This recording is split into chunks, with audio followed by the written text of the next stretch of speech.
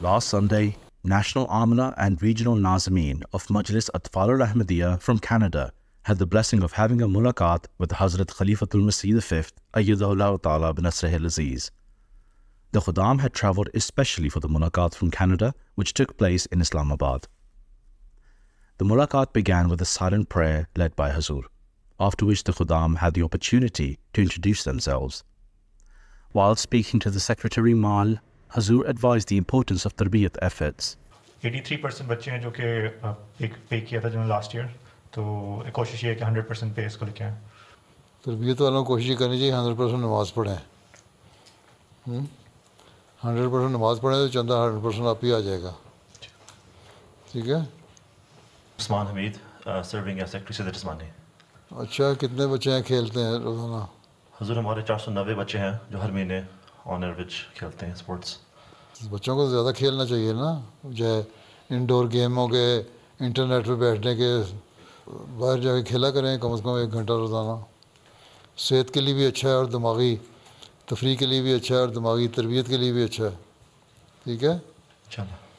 During the mulaqat, the Khuddam also had the opportunity to ask questions on a range of issues related to their faith and the service of Majlis Atfal al-Ahmadiyya. حضور میرا سوال ہے کہ قائدین مجالس خدام الحمدیہ کے دوسرے شعبہ جات میں مصروفیت کے باعث اطفال الحمدیہ کی تنظیم پر زیادہ توجہ نہیں دے پاتے، اور ناظمین اطفال جو کہ عموماً کم عمر ہیں وہ اپنی ذمہ داری کا صحیح سے حق ادا نہیں کر پاتے، تو پیارے آقا اس حوالے سے رہنمائی. ناظمین کی عملہ بنانی چاہیے نا تھوڑی سی، تاکہ وہ کام کریں. جو قائد کا کام ہے خدام الحمدیہ میں، وہی ناظمین کا کام ہے اطفال الحمدیہ میں.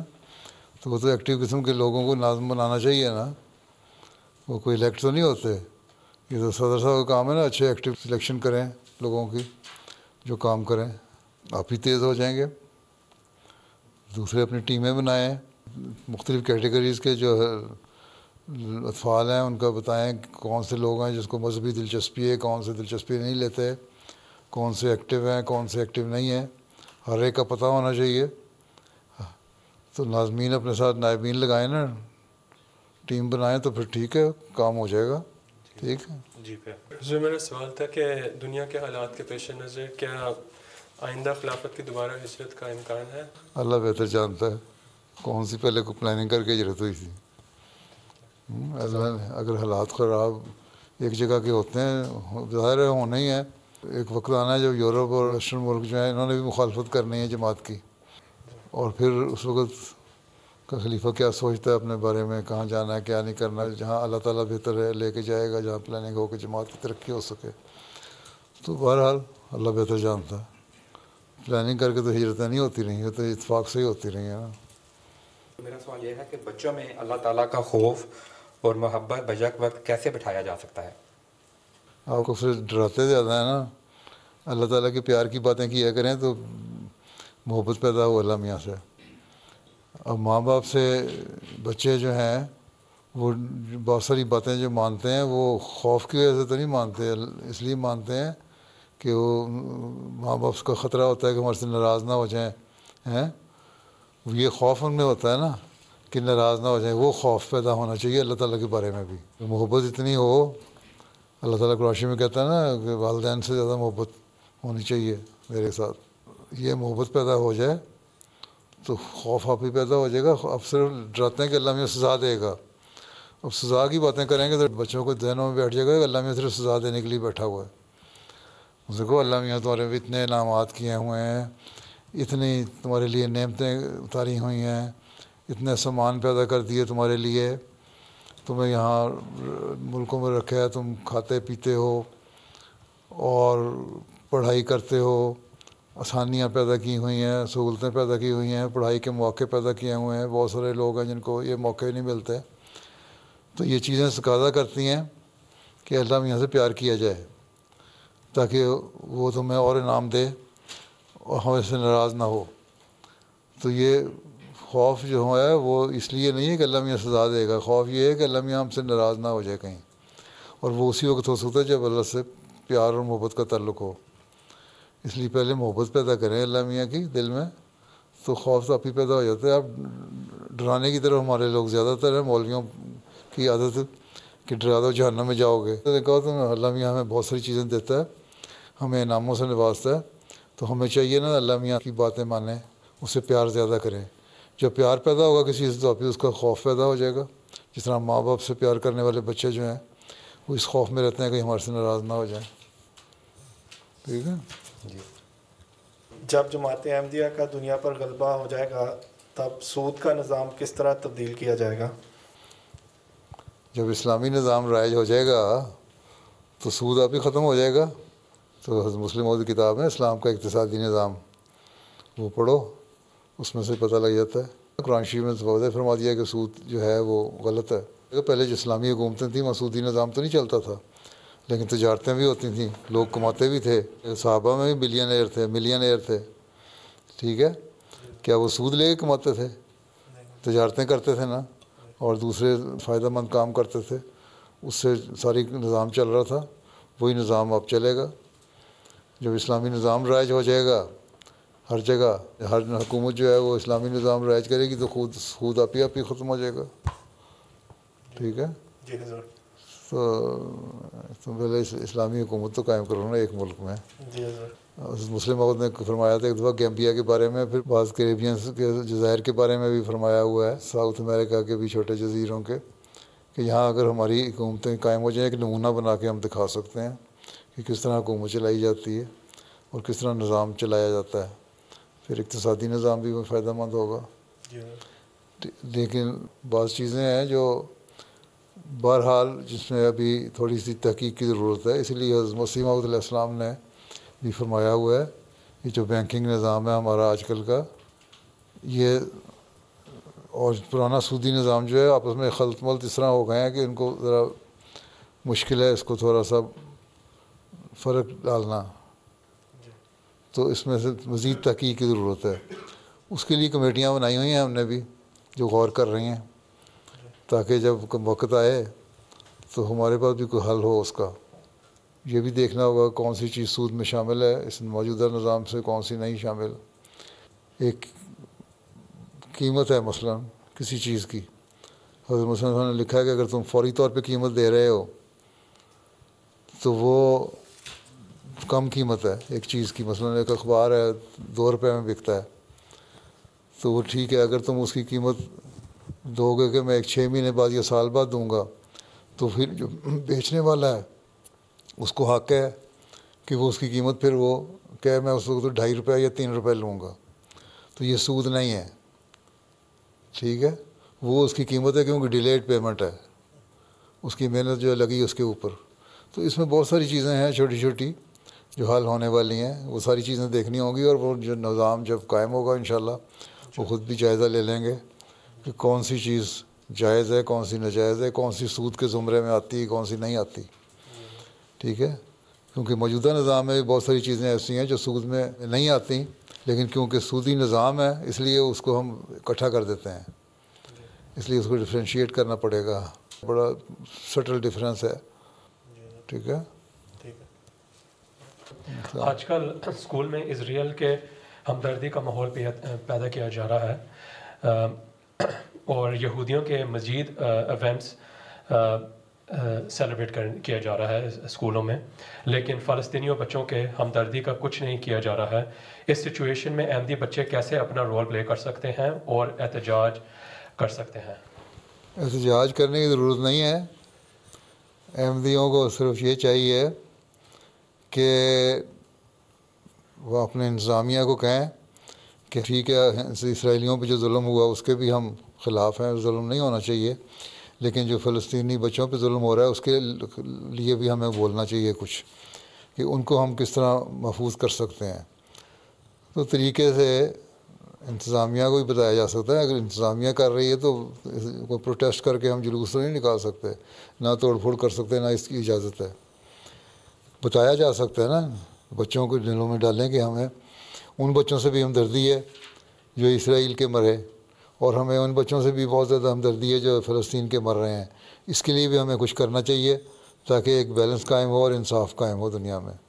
تو یہ تو ایک کوشش ہے جو بچوں کے ذریعے سے कही जा सकती है। माँ बाप घरों में बच्चों को बताएं कि तुम लोग इस तरह को, और इंतज़ामिया को भी लिख के भेजें कि आप लोग करते हैं, बड़ी अच्छी बात है, करें, इसराइल के हक़ में जो बोलना है बोलें, लेकिन जो मासूम बच्चे मर रहे हैं फ़लस्तीन में या दुनिया में कहीं भी हैं, उनके लिए भी हमें आवाज़ उठानी चाहिए और उनको भी उनका हक़ दिलाना चाहिए। ये वालिदैन भी लिखें स्कूलों में कि बच्चों में हम ये रूह पैदा करनी चाहिए कि हर मासूम के लिए हमने हमदर्दी रखनी है, चाहे वो कोई हो। ठीक है, तो इसमें वालिदैन को भी किरदार अदा करना पड़ेगा। रिफ्रेशर कोर्स के बावजूद अक्सर नाज़मीन अतफ़ाल अपनी कम उम्र की वजह से वालिदैन से रब्ता करने में कासिर रहते हैं, जिस वजह से हमें वालिदैन का तावन हासिल नहीं। प्यारे हुजूर, क्या रहनुमाई फरमाते हैं? नाज़मीन तो मैंने पहले कह दिया, ज़रा बड़ी उम्र का नाज़मीन बना दो, हैं? तो सदर साहब ने बनाना है ना छोटी उम्र के बनाए, नायबीन उनकी छोटी उम्र के हों। दूसरा ये है कि जो नाज़मीन छोटी उम्र के भी हैं उनकी तरबियत करें, उनका रिफ्रेशर कोर्स करें, उनको समझाएं कि तुमने किस तरह अप्रोच करनी है वालिदैन को। और जो मोहतरम अतफ़ाल है वो उन वालिदैन की फहरिस्त लेके जो नाज़मीन से ताउन नहीं करते बराह रास्त लिखे उनको। ठीक है। हजूर, हमारी भी दुआ कबूल होती है, लेकिन जिनका अल्लाह ताला से ख़ास ताल्लुक़ हो उनकी दुआ और हमारी दुआ में क्या फ़र्क है? हम उनकी ज़्यादा दुआएं कबूल होती हैं, हमारी कम होती हैं आम आदमी की, हैं? उसकी अगर 100 में से 80 दुआएं कबूल होती हैं तो आपकी 100 में से 50-60 दुआएं कबूल होती हैं। फ़र्क तो ये है। ठीक है, यही वाज़ेह फ़र्क है ना। एक जो दरिया है वो भी, अगर अल्लाह ताला ने कुरान में भी लिखा है ना, नाम मानने वाले दरिया में समुद्र में फंस जाएँ, दुआ करते हैं अल्लाह ताला मुझे निजात दे दे इससे, तो मैं तेरी इबादत करूँगा या तेरी बात मानूँगा।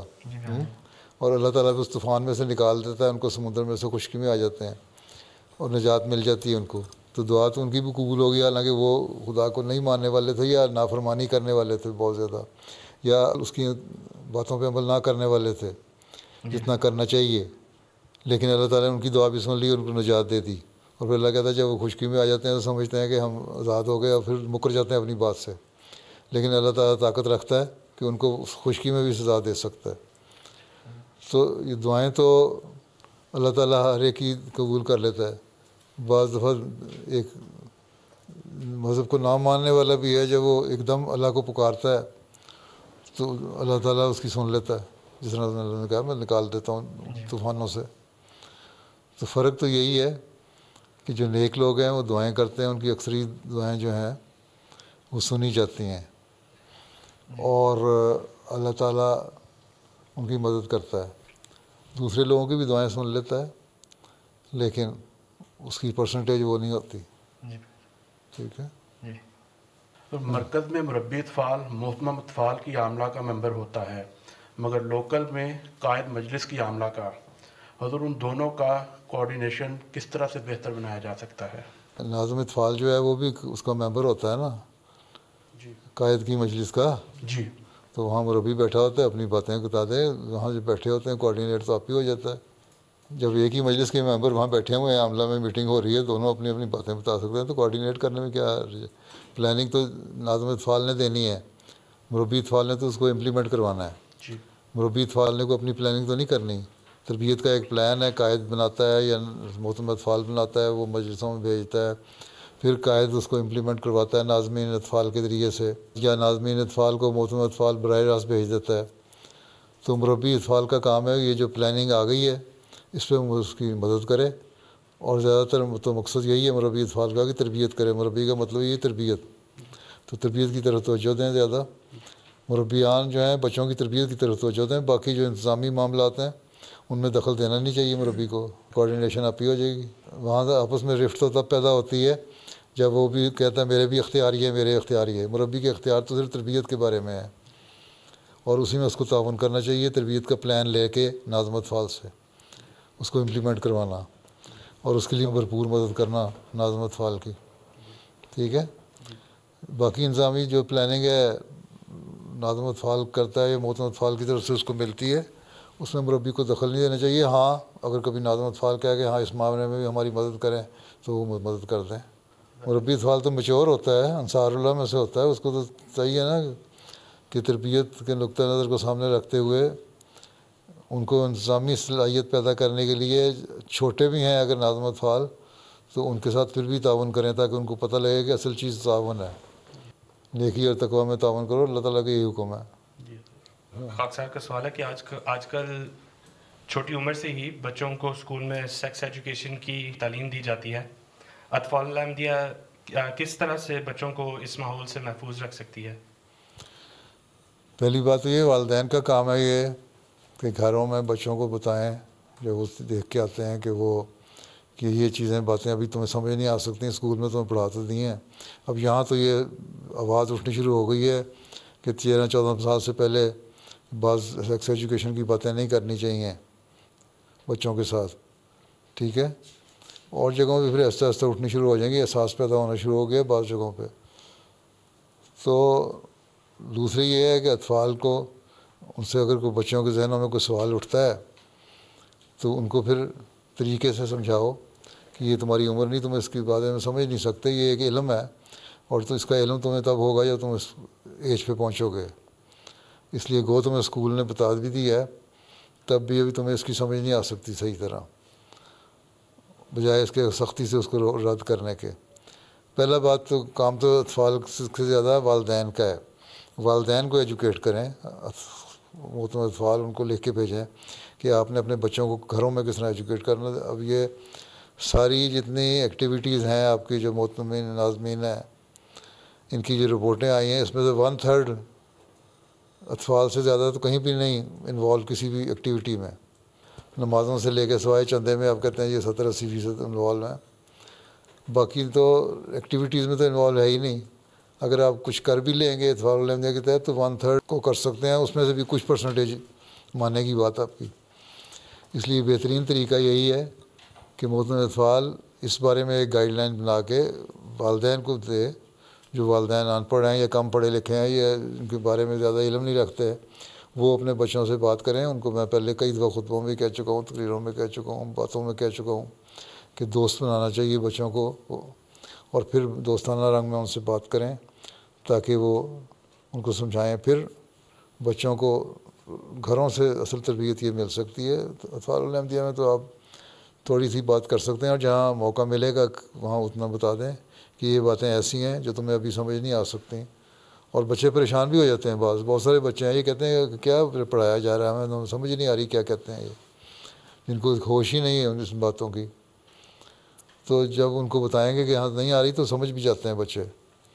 ہاں اللہ ماشاء اللہ ایسے بھی ہوتے ہیں جو بعض دفعہ پھر زیادہ سوچوں میں پڑ جاتے ہیں, پھر ان کے بالکل ہی اکھڑ جاتے ہیں اپنے رستے سے اور پھر سوچنے لگ جاتے ہیں. پھر بچوں پہ نفسیاتی اثر بھی پڑ جاتا ہے, بیمار بھی ہو جاتے ہیں اس سے. تو لیکن بہرحال عمومی طور پہ اگر کوشش کرنی ہے تو والدین کو انوالو کرنا پڑے گا اور ایک پلان بنا کے گائیڈ لائن بنا کے دینی پڑے گی تاکہ 100% بچوں کو پہنچ سکیں آپ.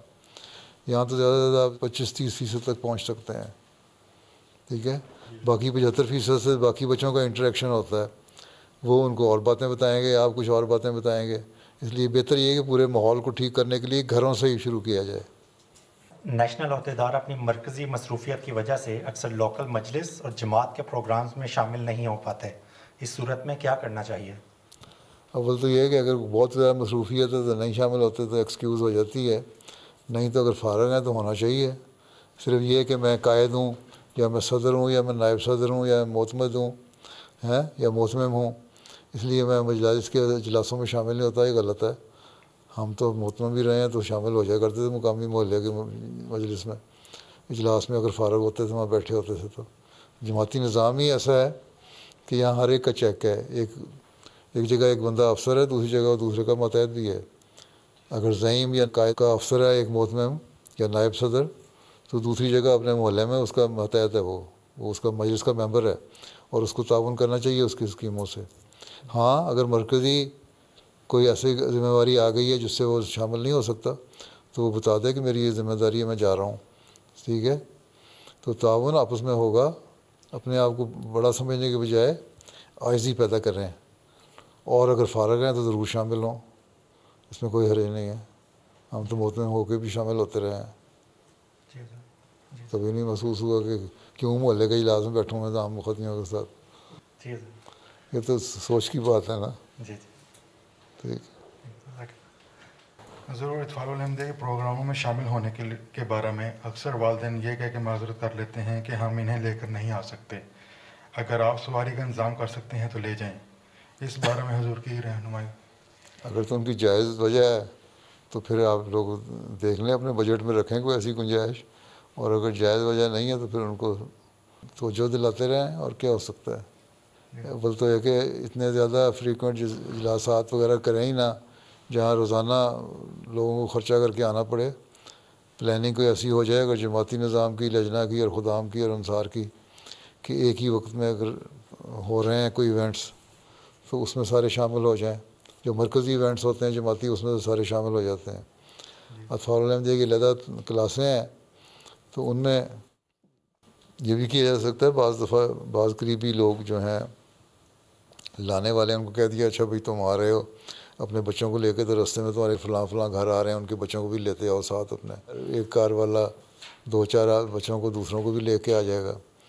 یا اس کے علاوہ کوئی مجبوری ہے تو کہیں خدام الحمدیہ انتظام بھی کر سکتی ہے اگر اور کوشش یہ ہونی چاہیے کہ عام طور پہ لجنہ اور بچوں کا یا خدام اور بچوں کا اکٹھا فنکشن ہو جائیں تو زیادہ بہتر ہوگا. آسانی سہولت ہے, اور مہنگائی بھی اب زیادہ ہو گئی ہے, ٹرانسپورٹ پہ خرچ بھی ہوتا ہے. لوگوں کے پاس بعض دفعہ کاریں نہیں ہوتی ہیں, بعض کسی کے پاس ایک کار ہے تو وہ باپ یا ماں اس کو کہیں اور لے کے چلی گئی ہے تو ان کے بھی جائز عذر ہوتے ہیں.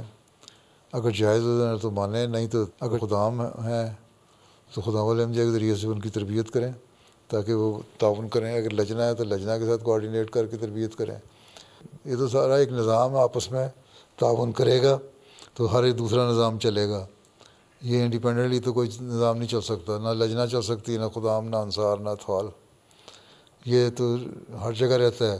خدام اور انصار کہتے ہیں جی ہمارے اجلاس ایک وقت میں ہوتے ہیں اور لجنہ کے نہیں ہوتے, ہمیں آنا پڑتا ہے, ہمارے پیٹرول کا خرچہ ہوتا ہے, ہم اتنا افورڈ نہیں کر سکتے. لجنہ کہتی ہے ہم آ جاتے ہیں تو ہمارے خامد خدام اجتماع میں شامل نہیں ہوتے یا پروگراموں میں شامل نہیں ہوتے, وہ کہتے ہیں جی ہم نہیں جا سکتے, خرچ ہوتا ہے. تو یہ تو شکایتیں ہر جگہ سے ہیں اور ہر طبقے میں ہوں گی, صرف اطفال میں نہیں ہے. لیکن اس کا ایک حل جیسا کہ میں نے بتایا یہ بھی ہے کہ ایک ایک جو ہے وہ 2-2, 4-4 کو لے کے آ سکتا ہے اگر علیحدہ علیحدہ اجلاس ہو رہے ہیں تو. ٹھیک ہے, تو اس کے بارے میں دوسرے یہ دیکھیں کتنے فاصلے پہ ہو رہے ہیں, مختلف وقتوں میں مختلف جگہوں پہ ہو سکتے ہیں. اگر ایک ہی سینٹر ہے تو اور بات ہے, اگر کوئی ایسی صورت پیدا ہو سکتی ہے کہ مختلف سینٹر بن سکیں تو بعض علاقوں میں جا کے کیے جا سکتے ہیں اجلاس تاکہ کچھ نہ کچھ رابطہ رہے. As the mulaqat concluded, the Khudam had the opportunity to have pictures with Hazur and received the gift of pens.